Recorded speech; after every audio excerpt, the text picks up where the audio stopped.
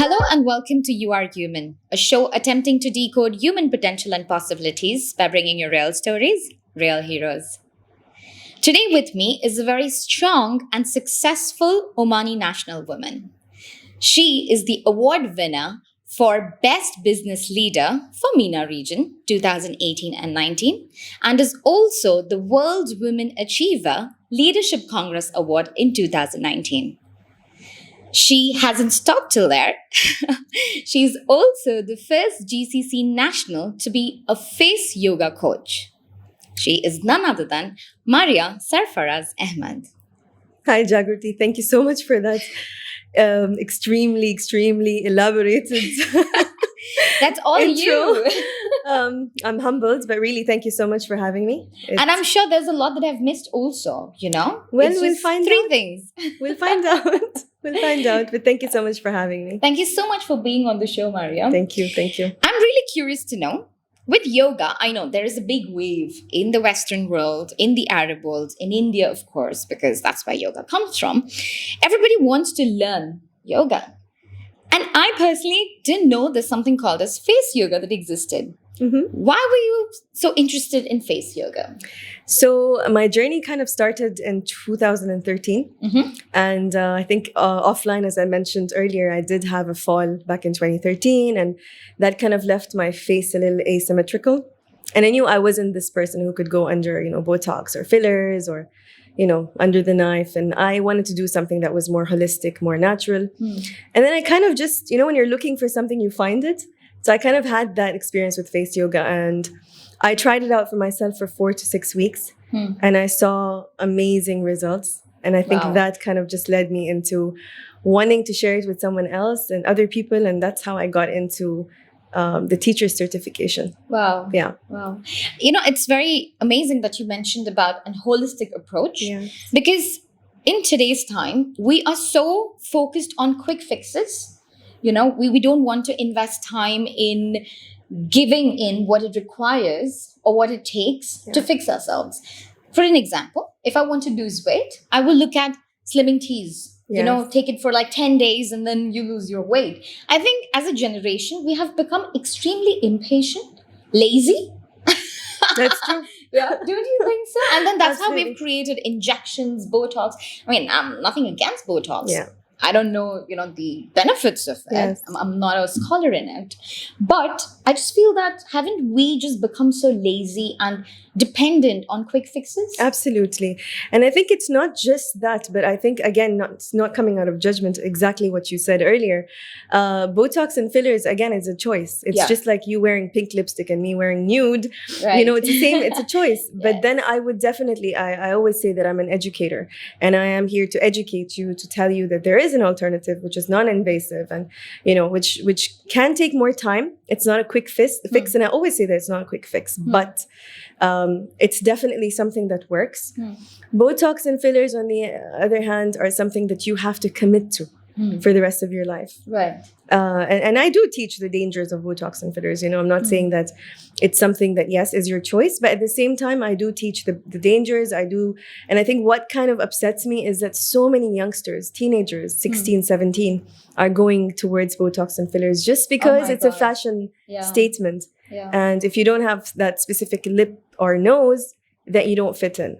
So I think that for me is a bigger concern than just us being lazy. That's definitely there, but I think Right. that is probably a bigger problem right now.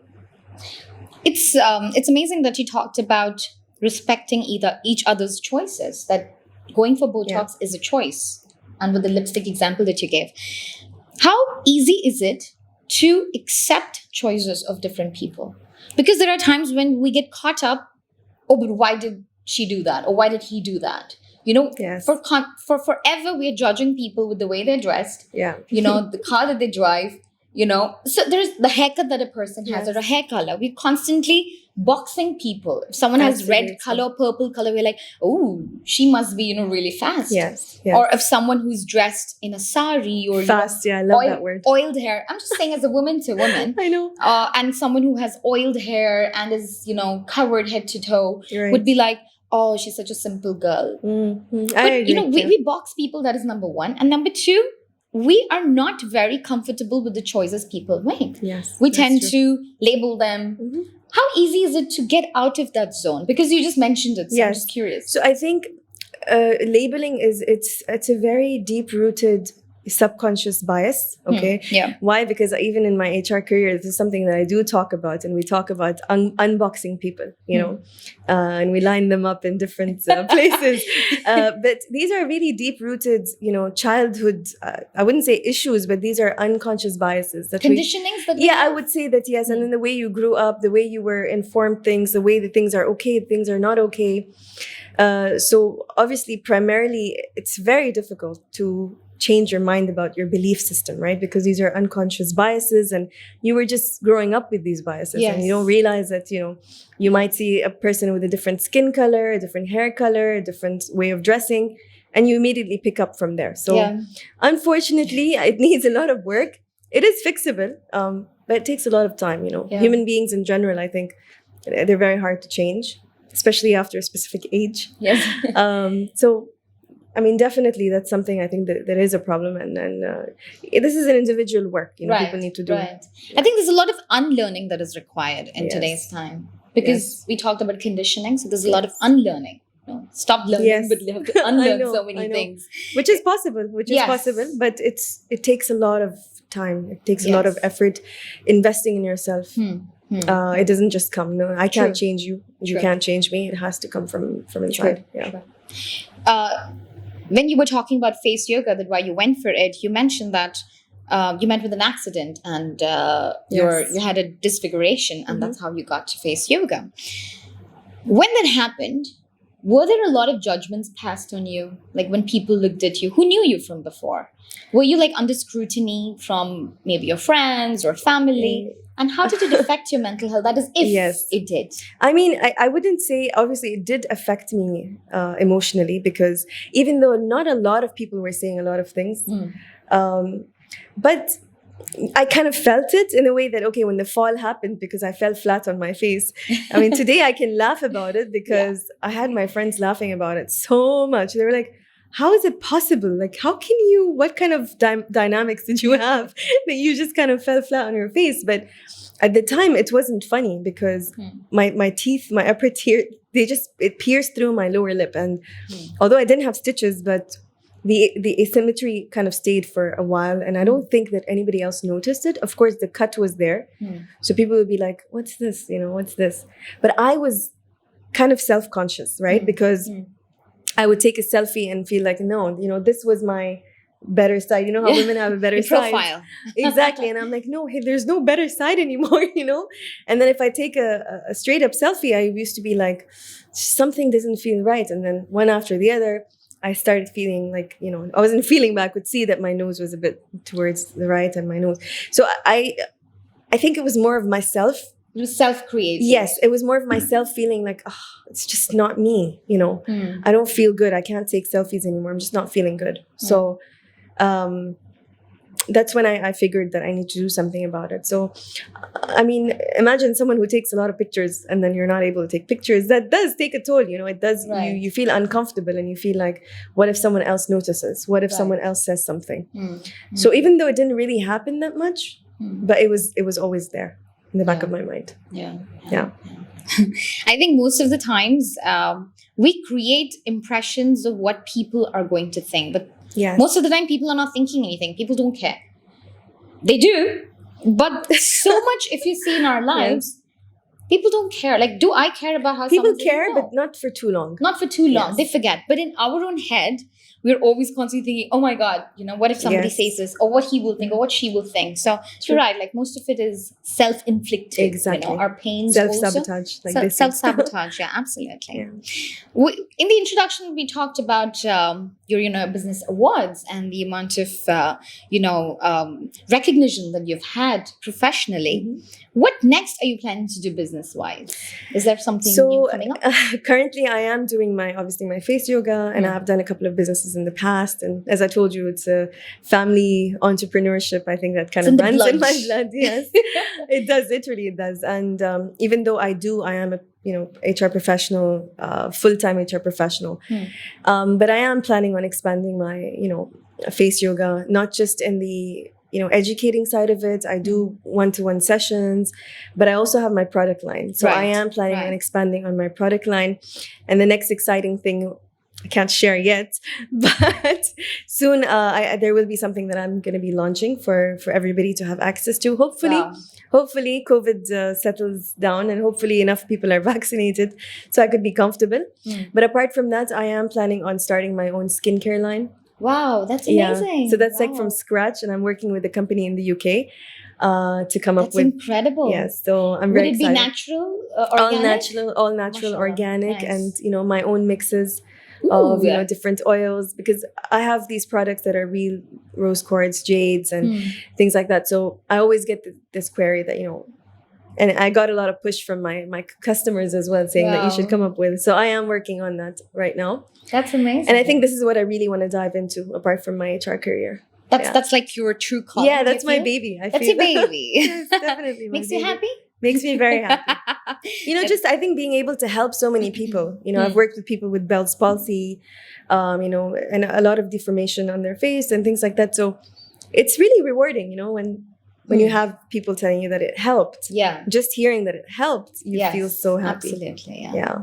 You feel that you've done something different today. Exactly. when we can help. Absolutely. It gives you peace, Yeah. which you cannot explain, right? Peace and a rush at the same time. yeah. Where if I'm like, I want more of this. Yeah, that's nice. So, yeah. That's nice. So we talked about your professional journey. Personally, you are a single mother, and you walked out of a relationship that made you unhappy, that you felt that it's time, I have to move on. It's a very tough decision to take. There are so many people who think about it, but they can't do it for so many Yes, reasons. absolutely. You were able to do it. One thing that I feel is because you were financially independent. You were not dependent on someone. Because I come from India, and in India, there are so many homes which are broken. The relationships are terrible, but the woman does not have the courage to walk out because she's still dependent on the male, or she thinks about her children. And of course, society is another thing that what do people say, and those are so many factors. But financial independence is something that really holds people back because they're not financially independent. They're dependent. Agree. Do you think that you being financially independent gave you more strength to take that decision? Like, was it a catalyst to make the call? I think absolutely. I would not say it was the only reason, but I would say probably one of the top reasons for sure. And I always say that I think, even, the generation of our parents, I always look back and I see these marriages and I'm like, if they were independent, they wouldn't be together. I truly believe that. And I'm not saying it again out of judgment. But I've seen people live in, toxic marriages because of children, or because they didn't, or they came from another country, for example, and they were stuck, right? Because they had nowhere else to go. But I truly believe you live only once, and we really do live once. And I think it is your utmost right to be happy. True. And for your children to be happy, and happy parents equals happy children. True. So I definitely believe that, I did have a lot of support from my parents in pursuing my dreams and pursuing my career. But I was also very, very, very self-driven. I've always been very self-driven. So I think this is one thing that you must understand about yourself. This is a gift that you give yourself and your children. If you have children in the picture, that you deserve to be happy. Yeah. And you deserve to come out of a toxic relationship, or a relationship that doesn't lead to anywhere. Yeah. And if you are financially dependent, stick to it. I even tell my brothers' wives, by the way, I tell them, never quit your job. Yeah. And it isn't about a man or a woman. It's just anybody. Nobody should depend on anyone. True. I feel like even our parents shouldn't depend on us. That's how the world has turned around to a stage where nobody should depend on anybody, because nothing is permanent, right? No relationship is permanent. And I definitely think that being financially independent was a huge factor in making me take the decisions that I took, and moving forward with my life and putting things together for my daughter. Yeah. We live in a society, or in times, where we have reached the moon. We are sending people to Mars. We have human robots. We're curing such big diseases. But still, as a society, we do not think divorce or separation as a good thing. Yes. We do not see the happiness of a person. I feel, why would somebody end a relationship? It's one of the most difficult things to do. Yes. And that means the person has reached till, the limit, or Yes, gone the over cap. the limit, till the cap, to wherever you can breathe. And when you're drowning, you're like, okay, khalas, Yes. this is it. Yeah. How important is it to normalize happiness of an individual over the customs that we have set? I can at least say that I know it's one of the most difficult things that you'll ever do, whether you have a child involved or not. But I think, again, it's not, you come from India, again, I have, a Pakistani culture in me, Omani culture in me. And again, cultures can play a huge role. Yeah. But I think we've evolved a lot as well in the past decade or so. It's still frowned upon. And I think especially if you're a woman, you do get questioned a lot. No matter how much they don't say it in front of you, you do feel that, you get their eyes rolled on you a little bit on maybe it was her fault, or maybe she did something, or maybe, so you do have that kind of a cultural, unfortunately, this behavior that people will give you. Yeah. But I would say that it is normalizing a little bit now. That I think it's normalizing a bit too much, and I'm concerned. Yeah, I know that that's was a bit off the kind of answer you wanted, but I think I am a little concerned because, I think me separating from my ex-husband was a very wise decision, because I think it was mutual at some point. But you see a lot of these youngsters now are getting married. I think the bigger issue is people getting married for the wrong reasons. Right. Okay, and that's why nowadays, I think 2019 or 2020, divorce rates had gone up to, I think it had gone up 50-something%. Yes. And because people couldn't live with each other. Yeah, that's one thing. But on top of that, it's going up every year, statistically. Right. Okay? Yes. World over, but in Oman specifically, it is going up. And I think it's because people are getting married for the wrong reasons. Okay?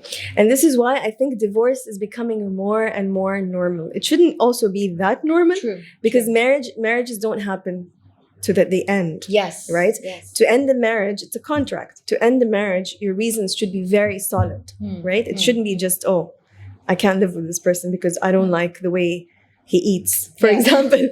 I have seen really weird reasons, in the past. So that's why I'm saying that normalizing divorce has become so normal that now everyone's getting divorced 3 months, 4 months, 6 months down the line. And it's horrific because, I stayed in my marriage for 7 years and my marriage was good. It's not like it was bad, but it just had to end because that's the way it had to be. But it needs to be a wise decision. So even though we normalize it, let's make the normal a little bit more normal, as opposed to making it, too easy to happen, because that makes it disrupts the society. I feel like it disrupts the social belonging for people as well. True, that's also where a lot of people are like, I don't want to get married because there's so many divorces happening, and you're like, no, I still tell people, I'm like, no, marriage is good. If you have a good partner, marriage is good. Why not? But it's very subjective, No, it is indeed. So around me, most of my friends, they're either divorced, separated. So my brother's wife, my sister-in-law, sometimes she will ask me that, so does it give you a negative feeling about marriage? And because I'm not married yet. Yes. I was like, no, because I see my parents and I see their marriage, which has lasted for 45 years plus, and they would be celebrating the 46th anniversary, in a couple of weeks. And I've seen my brother and his wife, the way they are, the way they work things around. So I think it's to each to its own. I cannot say that, if everybody's getting divorced, so I will not get married. There are car accidents that happen every single day. Do I stop driving? I still drive, right? So I think it's just, we don't have to, again, box things, and start unboxing. Yes, we have to unbox. No, but that's a very good example, because I think you have to lead by example, and somebody needs to be your example. It could be your sister, your brother, your parents, a friend, anybody. And I have a lot of friends who have very good marriages as well, and I've seen it. But that's what I'm saying. Sometimes things just don't work out. And I have a very strong feeling about this. I always say it, that sometimes God, places people into your life so you can learn something. Yes. And when it's time for them to go, that your learning is over. And when your learning is over, they move on. Sometimes you wonder, like, it could be a friend. Like, that came into your life. You're like, but we were so close. What Yes. happened? And literally, it's time to go because that's you true. had to learn what you had to learn, and now they don't serve a purpose in your life anymore. So it's the same thing. That's something even I totally believe in, that everyone Yes. comes into our life to teach us something. Something Either absolutely. to give or to take. Yes. Yeah? Because absolutely. in life, this is what the relationship is. You Yeah. give something, you take Definitely. something. Yeah? Definitely. So, yeah, we agree on that. I know we do. We absolutely do. So, you have a full-time job, then you have your business, and you have your daughter. You play all these different roles, and mashallah, you do it so very well because you've been achieving in every zone, in every role that you're playing. How do you make time for your own self? Like, do you believe in indulging in self-care? Do you make time for it? Or is work and that's your self-care? So I had a visit to my chiro the other day, and she was like pressing on my back, trying to realign my back, and she said, she's like, darling, take care of yourself. And I'm like, I hear that a lot, and I think I should take care of myself more than I do. And unfortunately, I think it's just that because by nature I am an empath, I'm, compassionate towards other people, and I am by nature a giver, I sometimes tend to forget that, self-love is so important. But I think recently I have been working on that. That's one area that I'm not that successful in. I can definitely, if I'm being brutally honest here. But again, I really believe that you need to find, so what drives you, right? How do you love yourself? You need to understand that, yes, you have these external drivers, right? That give you your passion. Yes. Okay, my drive is my daughter. My drive is, she gives me the passion to wake up every morning to do what I do best. But I also pursue my own dreams, right? Yeah. I do my face yoga because I love doing it. I love helping other people. When I give speeches, for example, it's a piece of me that I'm giving other people, back to the society. Yeah. So there are a lot of different drivers for you to start loving yourself as well. Because when you see that you love yourself, and I'm not just saying this on a notion of everyone saying, love yourself first, and then, that's when people will love you back. But really, on a serious note, that self-love is driven by different factors. Yeah. If you don't believe you're worthy of love, it's not going to come back to you in the same way, right? So in order for you to believe that you're worthy of being loved, you need to work on yourself. And one of the questions that I always ask myself is, what is my driver? What is my passion? What makes me wake up every morning? Yeah. And yes, my daughter is a very big part of it, but it's not it. It's not the only thing. My daughter will grow up to be her own person, Right. and she'll do her own thing, but then what about me, right? So, and that's a mistake a lot of single mothers make, where they devote their entire life to their child, and they completely disregard themselves. So I would just say that, being able to, I think, come into this journey, especially after my marriage broke, it's give yourself time to heal. Yeah. You're not a robot, you could take, and there's no time factor. 3 months, 6 months. Exactly. Each person is different. Exactly. Healing takes definitely. time. And healing is not pretty, by the way. Healing it's not Zen music with like, spa around you and stones and waterfall. No, it's a lot of crying. It's a lot of, closed doors, and a lot of, I don't want to talk to anyone. But that's the beauty of it, because that is what is going to give you that breakthrough. And really, literally, I think that's why I always say that I am that strong woman today because of my experiences. So if you need to heal, give yourself time to heal. Nobody should decide for you that, you're a single mom, you can't do this, you need to do that. There's a specific way. Yes, I want to be that person for my daughter who she looks up to, but I want her to be her own person. So Yes. that's what I always say. Actually, that was going to be my next question Right. related to your daughter. We tend to say to ourselves that, if I knew this, I wouldn't have made these mistakes. Or if I knew this, then I wouldn't have done X, Y, Z things. Because in life, we learn so much through our doings, through our experiences. Yes. So if you had to write a letter and keep it for your daughter for when she turns 18, what is it that you would write in it? Because mothers, they normally say that don't make the mistakes that I made. So if you were to write a letter to your daughter, how old is your daughter? She's 5. She's 5. Okay. So when she turns 18, what would you want to write in a letter to her as of today? I think one of the primary things that I would probably want to say to her, And I think in a letter form would be the best. Yeah. But I would even, I think from my actions, probably, say the same thing to her, is that I grew up kind of being told what to do and what not to do, which is, I think, the norm in a lot of households, right? Yes. Because parents can be controlling, and I am too sometimes, and I'm not. But I think I would definitely tell my daughter to make her own mistakes. I know that's very counterproductive, but it's for me, it's very important to realize, I think, that from my own experiences, that yes, I was told not to do this, but I still did it. And then obviously I saw it's like literally, when they give you this example that when your child puts their hand in fire, don't chase them and tell them not to, let them get burnt so they never touch it again. Yeah. So I really personally believe that I'm a true advocate for that, because I do the same for my nieces, my nephews, and I say that let these kids make their own mistake. If they fail in the process, if they get hurt in the process, that's their own learning. Right. Because I think I would have not been the same person that I am today if I hadn't made the mistakes that I made. Yeah, I can tell you that, okay, don't make a mistake that I've made. I can guarantee you that you're going to fail. I will guide you.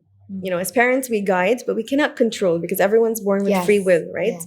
So I could definitely tell her that, when I was young, I did this, and this was the consequence of it.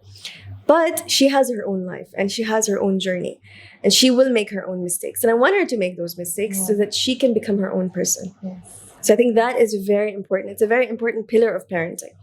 You cannot, like you were saying, that if I were to think that I'm going to have an accident, I'm going to stop driving, I can't stop driving, right? It's the same thing. People ask me as a single mom, do you worry when your child goes out? Are you in constant, I'm like, no, because I'm going to be in constant torture. Why would I torture myself if my child is constantly unsafe? And I'm going to attract that into my life. I don't want to, so I just leave it to God. If you believe in God, you leave it on God. If you believe in the universe, leave it on the universe, Absolutely, and just let it be. They say let it be, and things will just flow. Let it be and make mistakes. It's okay. It's life. Absolutely. Make mistakes. Yeah. Thank you so much, Maria. This was so honest. You said everything so honestly. That's what I felt. And I felt that you said it all from your heart. Absolutely. So thank you so much. And you're so strong. You speak so soft, but you are so strong in your character. Thank you so much. In your thoughts. So thank you so much for being here. This was an incredible conversation. I loved it so much, Jagriti. And thank you so much. I love your setup, and I wish you all the best. Thank you. Thank you so much. Thank you for tuning in to today's episode. If it has inspired you, even slightly, then please like, share, and comment. See you on the next one. Until then, remember, our time is limited. Let's make the most of it.